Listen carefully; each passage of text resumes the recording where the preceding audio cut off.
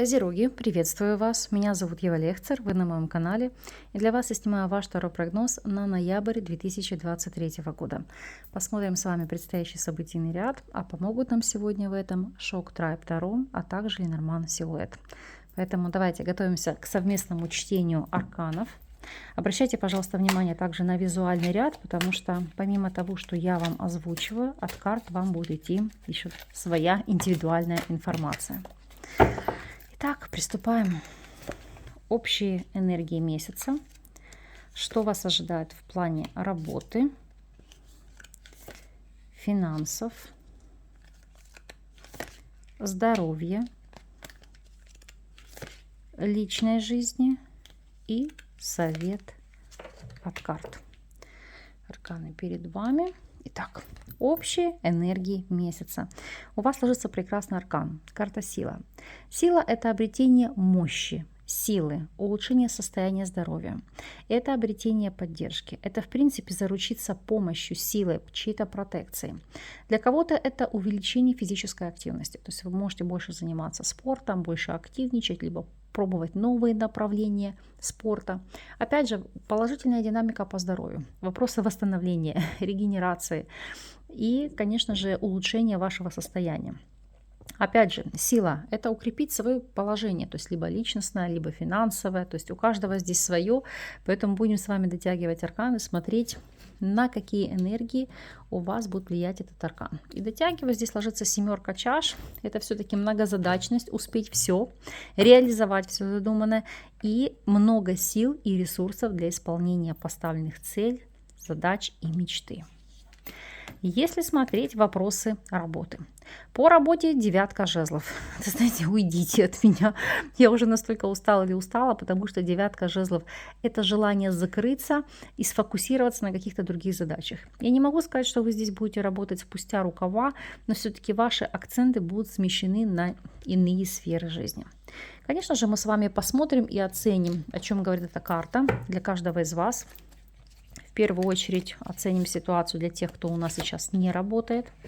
Девятка жезлов и шестерка мечей – это желание вообще уйти, знаете, как, чтобы вас никто не трогал. В отпуск, побыть немножечко интровертом, от всех закрыться. Здесь не идет речь о поиске работы как таковой. Не то, чтобы вам сейчас это не нужно или вам не нужен дополнительный источник дохода. Вы понимаете просто, что не сейчас, не в этот период. Здесь нужно как бы больше позаботиться о себе, о восстановлении своих сил.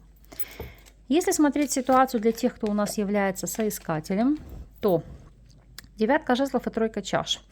Это пытаться, искать помощи, какой-то поддержки среди знакомых, через ваши связи, через кооперацию с ними, потому что вы понимаете, что по девятке жезлов ваши силы могут быть на исходе, нужна поддержка извне. И я могу сказать, что вам ее окажут. Трудоустройство, конечно, это сразу, сиюминутно не обещает, но здесь будет сдвиг с мертвой точки, потому что дно колоды у вас здесь ложится император.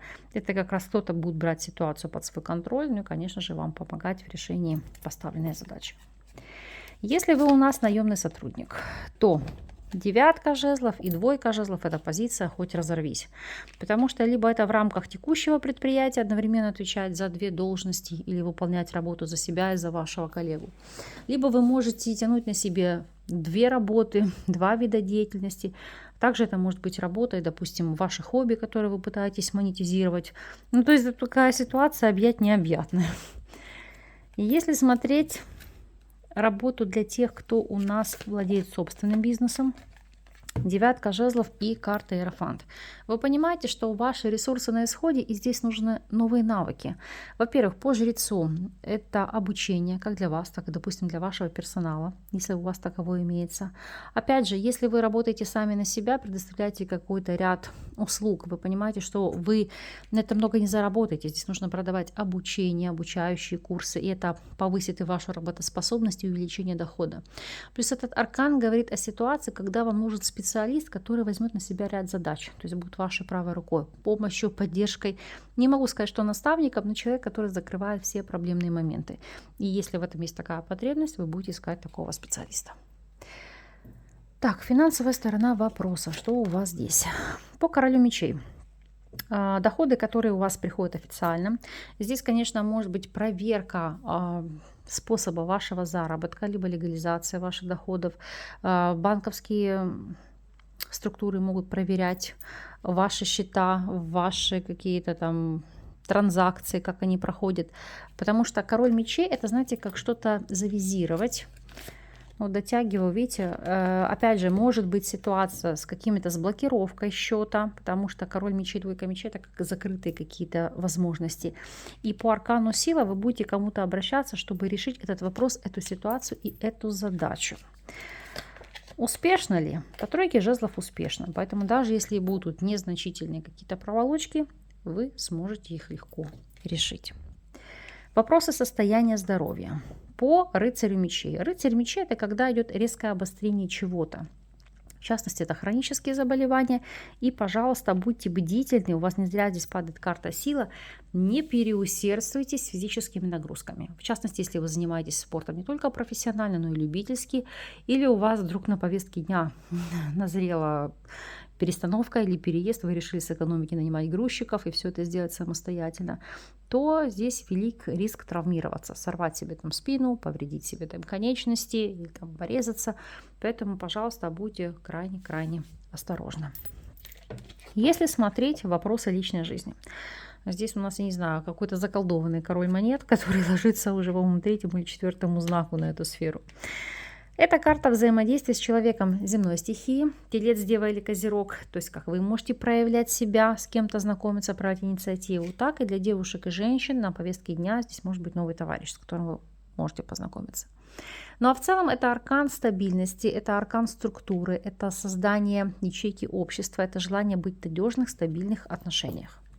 Смотрим по ситуации для тех, кто у нас свободен. По семерке жезлов это кто-то будет активно добиваться вас или проявлять внимание, потому что тут искры так и летят. Хотя по пятерке чаш это, знаете, такой назойливый поклонник или поклонница, которые вас совсем не радуют, и вам хочется очень сильно от них скрыться. Знаете, как уйти в туман. Ну, бывают в жизни такие ситуации, но тем не менее, готовьтесь.